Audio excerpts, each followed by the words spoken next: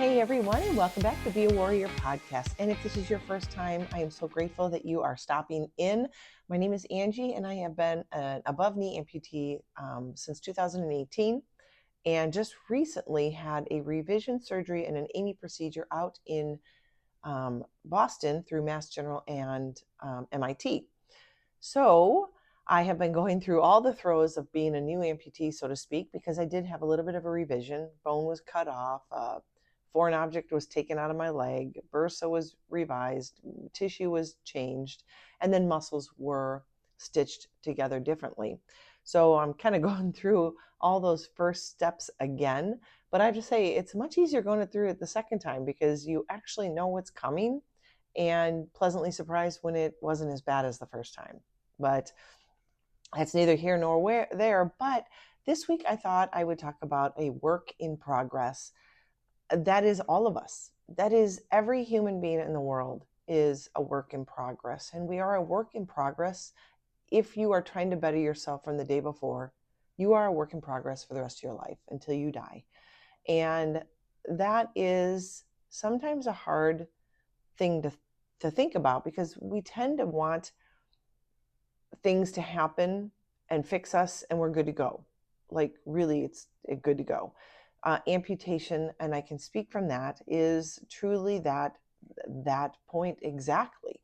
Because what ended up happening for me and a lot of people I have met is that they went through tons and tons of problems before they came to amputation.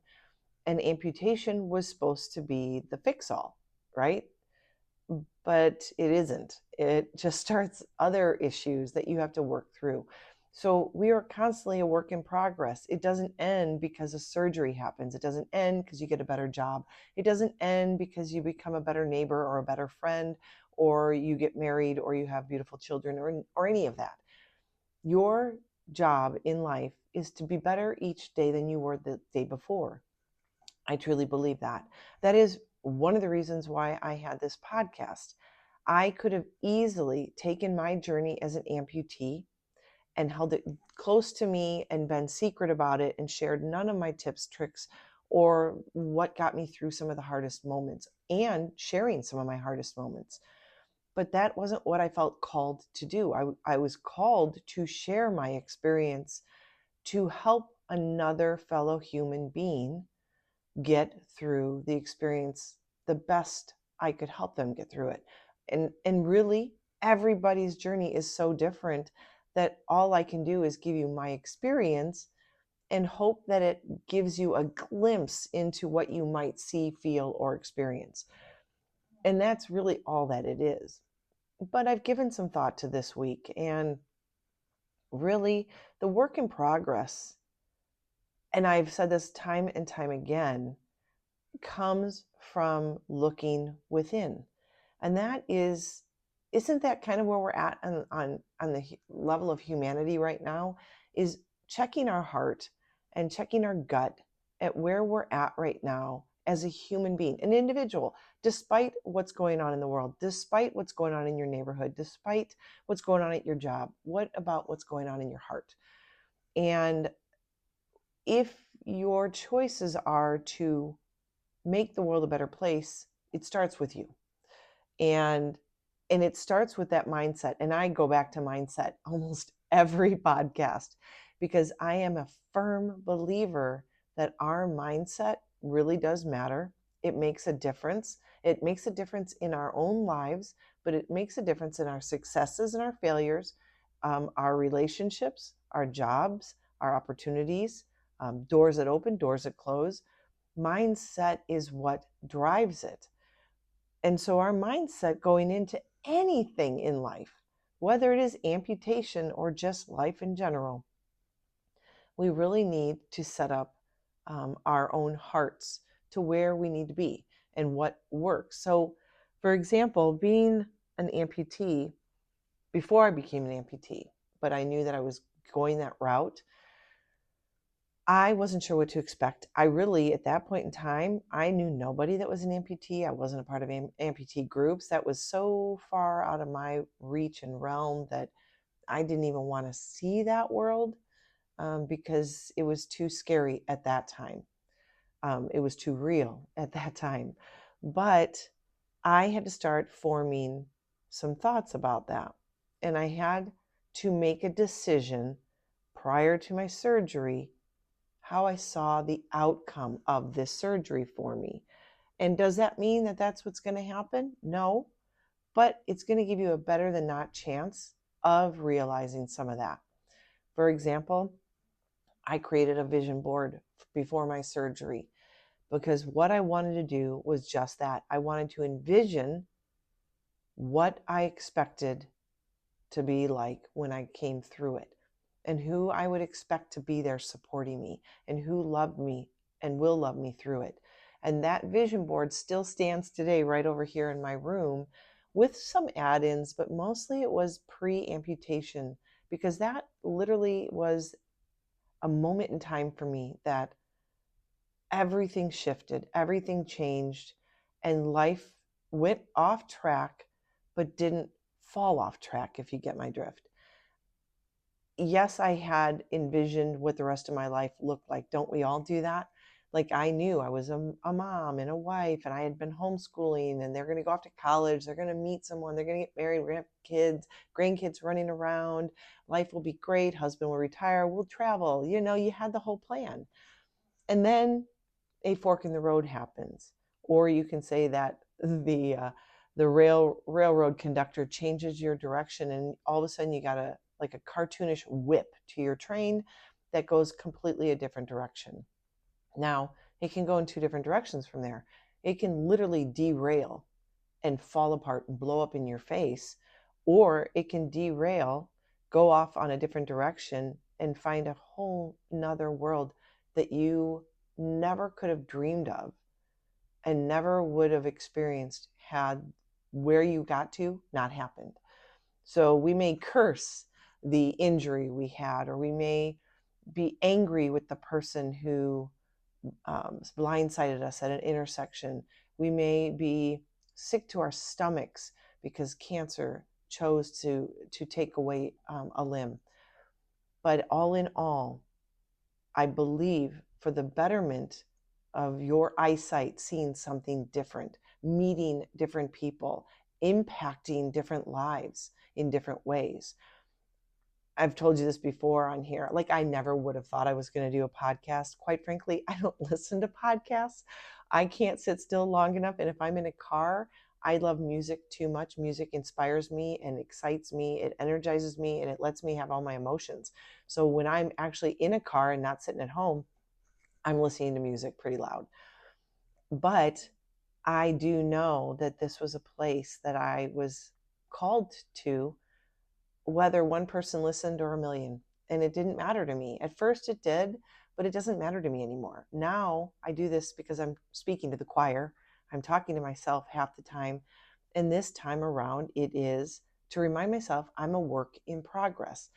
And let me explain this to you. Roadblocks are going to happen. It's just life. My roadblock, I thought, was amputation, and it became an avenue for change and hope and joy that I never saw coming. Never.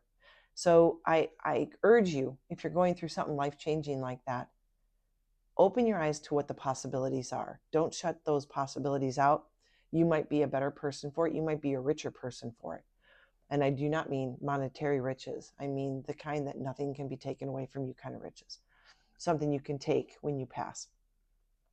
But my work in progress right now, I thought then, okay, the next step was 6 years later, we find a foreign object in my leg. Great, here we go, another hiccup in the journey when I thought I was doing really well. Now, I did have certain pains in my body, but because I didn't know amputation, didn't know how I would handle it, I thought that was the best my life would get, and I dealt with it. And it didn't hold me back. It didn't drag me down. It didn't scare me. It didn't make me feel secluded or alone. It just said, this is how it's going to be. Deal with it and move on. And that's how I approached the last 6 years. Now that that thing has been found and removed from my body, and my limb reset up for success, and now a brand new socket coming tomorrow, people. Actually, when you listen to this, it will be today. I will be going to get my socket. But I am realizing here we are in the midst of what I thought was an end to the progress as an amputee, as just another step in the road, another place to channel myself, go a different direction, and see what doors open and which ones close.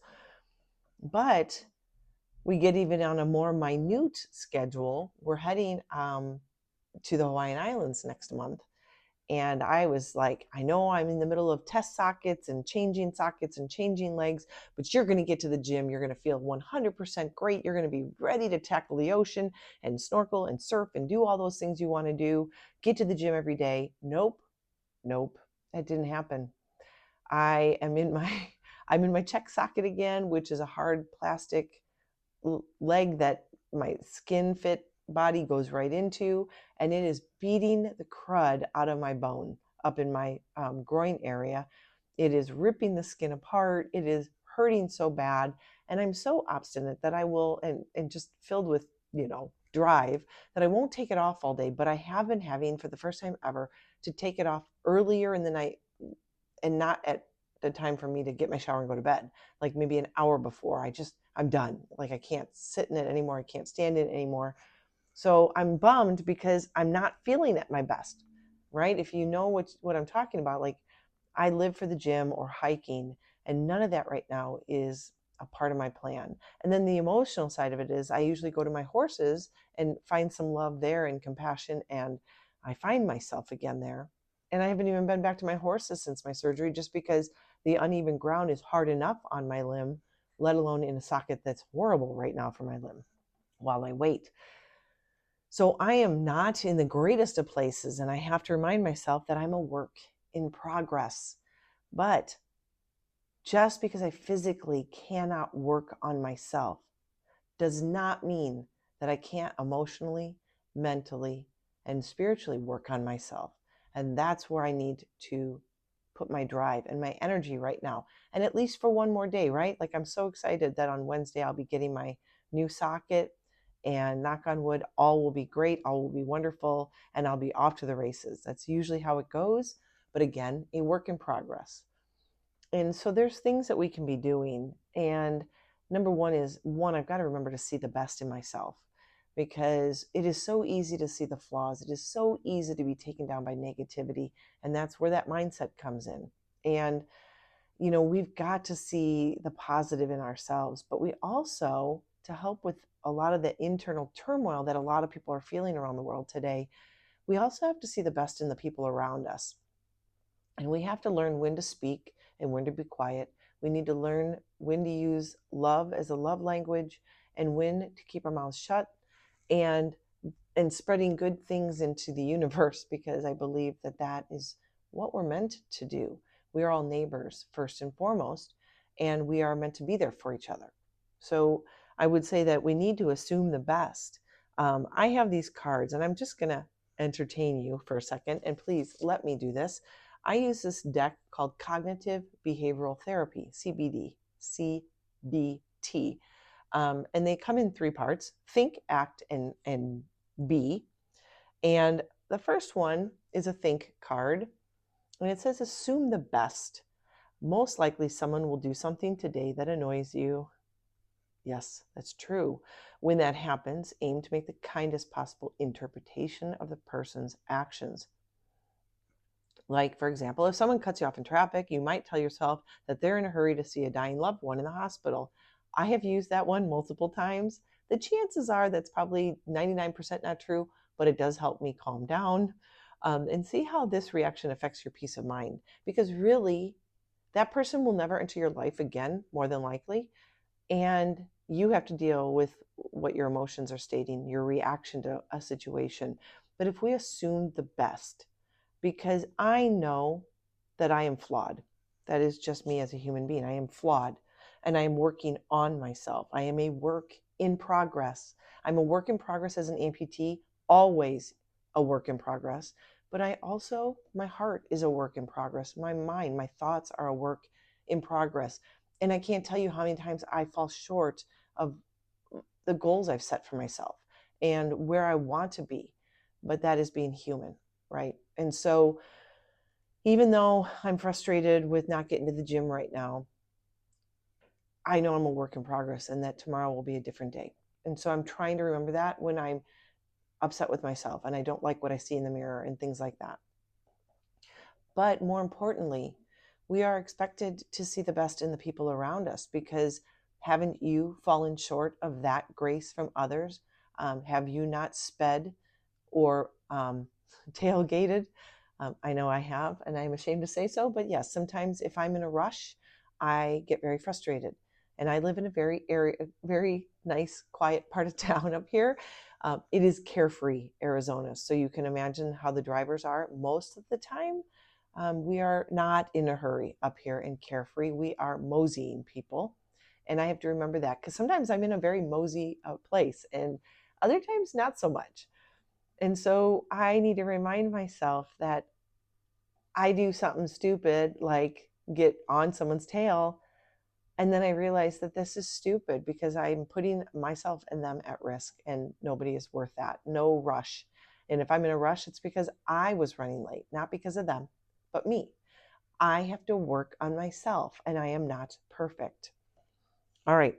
This part, B. Wait, is that the one I want? Yeah, B. Seeing the good. The next time you run into a challenge, see if it may be pointing to something positive. For example, if you have to go to the emergency room, realize that you have access to high quality medical care around the clock. If your work is stressful, notice that you have a job to pay your bills. Allow your difficulties to reveal what is right in your life. And that for sure is an amputee's world, right? This is a challenge day in and day out. When I get up in the morning right now with my test socket, and I know how much pain I was in the day before, the difficulty of wanting and mentally stabilizing myself to put that socket that causes pain back on so I have two limbs to walk on is a challenge for me every day. But I have a leg, and I am grateful for that leg, whether it causes me some pain or not. I am walking on 2 feet. I have a prosthetist that cares and wants the best for me. And I know there are people in the world, in the United States, that can't even afford that leg and have mobility in that way. So I need to be grateful for the pain that might cause me, because that pain is temporary, but my movement is up to me.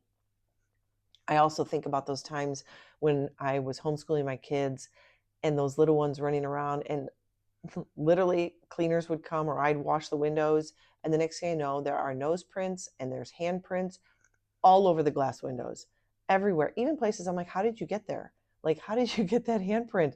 And my kids are tall, so there started to be dirty handprints on tops of ceilings. I'm like, how did you get that up there? Do you know how much I wished that was happening right now? Because you know what that would mean? I have a child in my care that loves me unconditionally, and I get to love and squeeze and hold. Now I have them as older men, young men, and I will take any chance I can get for them to put a handprint on my window when they come to visit me from school or from their apartment, and feed them and see their smiles when they get a nice home cooked meal. So in the challenge of being a mom, raising kids, and the challenge of keeping a house clean, the joy is that you have a child by your side when some people can't have kids. Some people have lost their children. There are great moments in the challenges. Yeah. And the final thing, this one's an act. And this will be our call to action this week. And on this, I will wrap things up. Spread joy. We need more joy now than we've ever needed in our lifetime, and our kids and their kids' lifetime. Oi, think of someone in your life whom you care about deeply. What's one thing you could do for them today that would make their life better? It could be something small, like making them a cup of tea or doing one of their chores. Since feelings often follow action, don't wait until you feel like doing it. Lead with action and see what happens. This is so, so true. Think about the people in your life. Think about people who have touched your lives and have been there for you. Where are they at right now? Because I know so many of us get so wrapped up in our life and what's going on. I know I've been guilty of it. That we need to stop every once in a while and just take stock in the friendship and the support that has been around you and what it is you can give to those in need right now. What about that neighbor that you haven't seen lately? Like here in Arizona, it goes like deathly quiet in the streets because it's too darn hot to be outside. Now when fall and winter come, we have everybody outside, everybody's walking, everybody's friendly and happy, but it is in those moments where seclusion happens, and especially for those that are sick or elderly, that can be the difference between life and death for them. Reach out to those people, remember them, and realize, hey, it's been a while since I've seen so and so. Maybe I should just check in, because even walking next door, ringing the doorbell and saying, hey, I was thinking of you, smiling and having a conversation will make a world of difference in their lives. What about that spouse that is working their tail off? What is it that you can do and give to them? You know, people talk about the 5 love languages, right? And I've read that book. I've also heard that those change over time. Like you can be a love language of gifts and then be a love language of words of affirmation.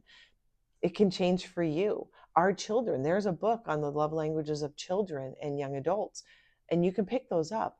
What things can you do to speak love into your relationships, into your children, into your neighbors, into the person you see in the grocery store? You know, we're in such a fast-paced world that we tend to get caught up in our moment, in our time, in our space.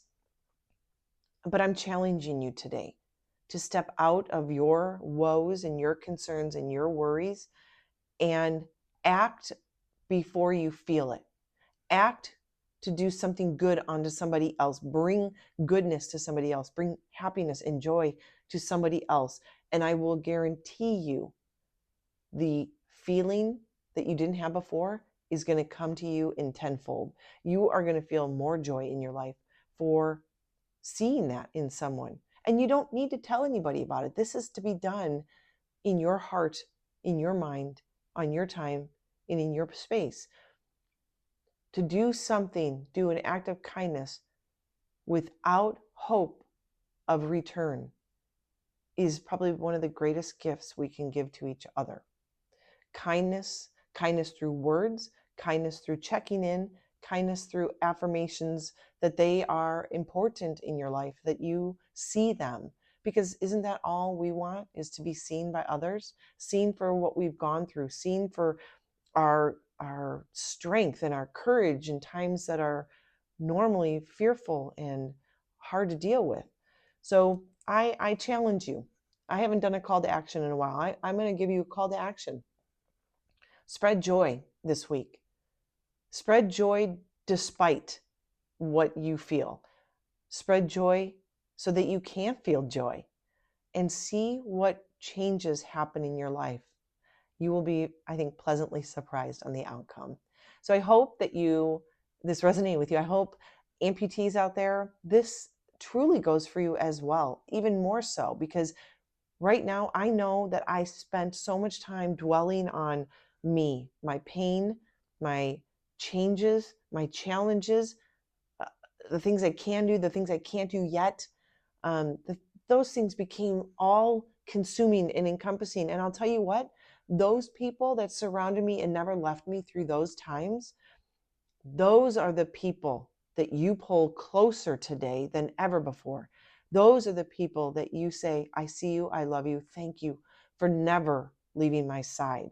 You brought me strength, you brought me comfort, you brought me support, you brought me love, you made me laugh, you made me cry. You allowed me a shoulder when I needed it and a crutch when I was weak.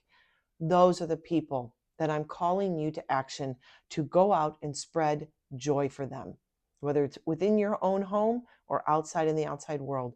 But do it. Don't wait. Don't wait to feel happy to go do it. Do it now in the midst and watch it come back to you in abundance. That is your challenge this week. Go take action. Spread joy, spread love, and watch your life be enriched beyond measure. You guys are warriors. I love you all. Spread joy. And until next week, and as always, be happy, be healthy, be good.